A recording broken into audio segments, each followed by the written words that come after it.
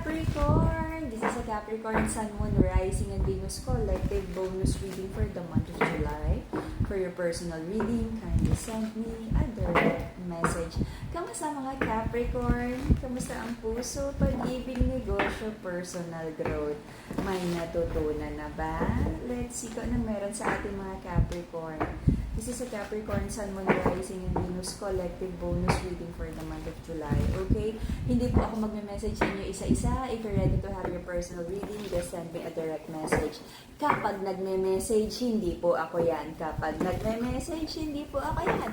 Kapag nagme-message, hindi po ako yan. Paulit-ulit tayo. Okay, Capricorn Sun, Moon, Rising, and Venus collective bonus reading for the month of July. Okay. Alright, let's see Capricorn. Ano meron sa ating mga Capricorn collective? Sagapin ang collective energy ng ating mga Capricorn. Pasok energy ng mga Capricorn. Capricorn collective. Let's see. Ang crystals natin, naka-promo pa din. Alright, PM lang for your crystals. Capricorn collective bonus reading for the month of July. Capricorn collective bonus reading for the month of July. Alrighty. Let's see.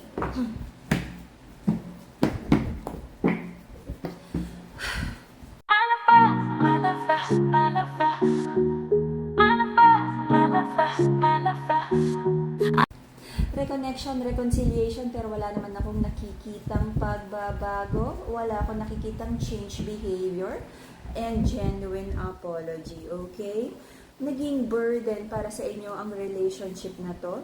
Totoo nyo namang mahalang isa't isa. But, paano nga ba magiging masaya talaga ang relationship na to kung very shallow or hindi naman sincere ang apology here? Nagkakabalikan, nagkakaroon ng reconnection, reconciliation, but paulit-ulit lang ang mabigat na cycle. But, umaasa kayo ng happy life. Paano nga ba magkakaroon ng happy life? Long-term happiness, stable relationship kung paulit-ulit lang ang mga burden sa relationship na to. Okay?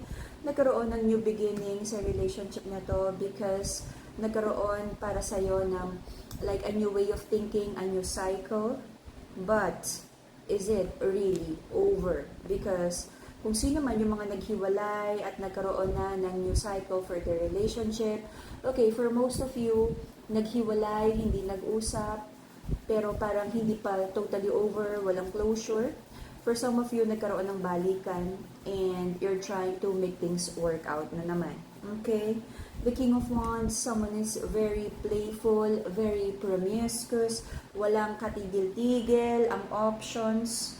Nalulungkot din siya, bakit nga ba daw siya ganon, bakit hindi niya kayang mag-commit sa isa, bakit hindi siya mapakali, bakit gustong-gusto niya yung mga ganon, alam niyang nasasaktan niya yung taong mahal niya. Nagkaroon ng decision here na magbigay ng offer, apology, but napaka breadcrumbing energy, napaka-konte ng effort, okay? Not enough for the other person na nasaktan to feel secure about this love connection. Sabi ng masculine here, ang daming chismis, ang daming usapan, and para sa kanya, ayaw muna niya mag-explain. Huli, pero hindi kulong, okay? Huli, cornered. Sabi ng kung sino man yung who lacks commitment here, parang ang gusto niya is tanggapin na lang siya kung ano yung mga pagkukulang, pagkakamali niya, take it as it is. Hindi na daw niya kailangan magbago. At kung ano daw yung mga toxicity sa ugali niya, babae, alak, sugal, multiple partner, one night stand, nagbabayad for sex, this person, hindi daw niya kayang magbago. So, ang gusto niya, tanggapin na lang siya ng person niya na gano'n na lang siya. Okay. Hindi na pag-usapan here, but someone wants to offer again.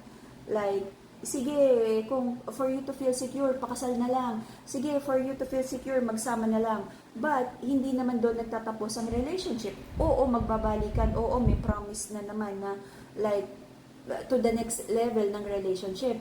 Pero paano ka ma-engage, ikakasal, or magsasama kung hindi naman kayang magbago ng person mo? Do you think pag nagsama kayo ay magbabago siya? I don't think so. Okay? There's a masculine here na hindi pa rin nakaka-move forward sa isang tao na gusto niya. Okay, Capricorn. You might be dealing with Pisces, Scorpio, Aqua, Aries. Let's see. Let's see ang enerhiya ng ating mga Capricorn. Ano pang meron dito? Ano pang chismis? Lies, deception, dishonesty sa relationship. And someone feels like parang guguho na talaga ang relationship na to. But kung ano man ang nagtatali sa inyong dalawa, kasal, engagement, if you're living in together, or bata, parang someone feels na wala siyang power for now because ang daming sabit-sabit or very complicated ang situation. Okay? Recent past, I feel na-trigger nyo ang emotions ng bawat isa. Okay? To balance your emotion, heal your emotional wounds, heal the heart chakra, Madagascar, rose quartz, the pink crystal. Napakaraming burden sa relationship na to, napakaraming pinag-awayan, hindi naman talaga nagkaroon ng fix, ng solusyon, sorry lang ng sorry, hindi naman nagbabago. Capricorn, ano to?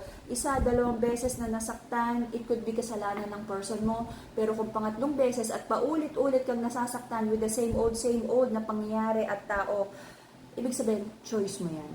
Okay? Walang karapatang magreklamo. Prayers and manifestation, naghahanap ng wisdom ang ating mga Capricorn para makagawa daw ng solid decision na makakabuti para sa inyo. Okay? Amethyst, the purple crystal, for mental clarity and stronger connection with the divine. Amethyst. Okay? Kapag nalilito, and if you want a clear message from God, from the divine, amethyst. Right now, nagkakaroon ng healing energy para sa ating mga Capricorn. Inuuna mo yung mga bagay na kailangang ayusin sa buhay mo. Alam mo naman na hindi legit, hindi totoo yung mga love offer here. Napakaraming betrayal, backstabbing energy, heartbreak and pain. So I feel nagpo-focus ka sa Wheel of Fortune, kabuhayan, and nagmamanifest ka ng bagong tao para sa'yo. Congratulations! Okay? For some of you, no, nagmamanifest na ng bagong tao. For some of you, na parang hindi pa rin natututo, kahit ilang beses nang ipinukpok ng universe sa inyo yung pain na yan, paulit-ulit na lang. Per person, you might be dealing also with Virgo, Taurus, Cancer, Sag. Okay. Your person, someone, parang yung iba, LDR, magta-travel towards you, okay, pupuntahan ka, or making a move na mag-apologize, kausapin ka. Meron ka mga doubts kung darating pa ba ang good news na gusto mo, okay? For grounding of emotions, to show away negative energy and evil eye, Madagascar, black tourmaline. Basic yan, protection, crystal natin, black tourmaline. Inisip mo darating pa ba yung good news na gusto mo? Ilang beses ka na rin nasaktan at nakarinig ng third party issue sa relationship na to. Gusto na ng pagbabago, reforma. Until the end of October, I feel papantayan mo yung energy ng person mo. Kung dati talagang todo bigay ka ng effort, pagmamahal, pagtitiwala, ngayon it feels like unti-unti mag-hold back ka ng pagmamahal. Meron na namang upcoming, okay? Upcoming apology, pangako ang person mo, but I don't feel, no? Hindi ko nararamdaman yung commitment here. Sabi ng feminine sa connection na to, parang pagod na rin siya, medyo lumalabo na ang pag-asa na makita niya ang sarili niyang masaya sa connection na to. Okay. Capricorn, I feel you have to focus on your finances, personal goals, kasi doon mas magiging okay ang resulta. Kung sa relationship, wala kang control. Kung sa relationship, may pagkaolat ang energy. Pagdating sa kaperahan, negosyo, I feel you have to focus on that. Magkakaroon ka ng desisyon na iingatan mo ang trabaho at magpo-focus ka sa kaperahan, kabuhayan. Okay? For now, I feel kailangan pa ng realization para sa inyong dalawa. Wala pa rin ako nakikitang pagbabago, positive transformation, good news. Wala pa ako nakikitang good news for now. Okay? Kaperahan. Clarify kaperahan. Any more? Pera na lang. Focus na tayo sa pera. Marami kang i-worry about pera. Meron ka mga ayusin about your own fortune. may bago na namang love connection. You heal first bago ka mag-entertain ng bagong love connection. Alright, Capricorn?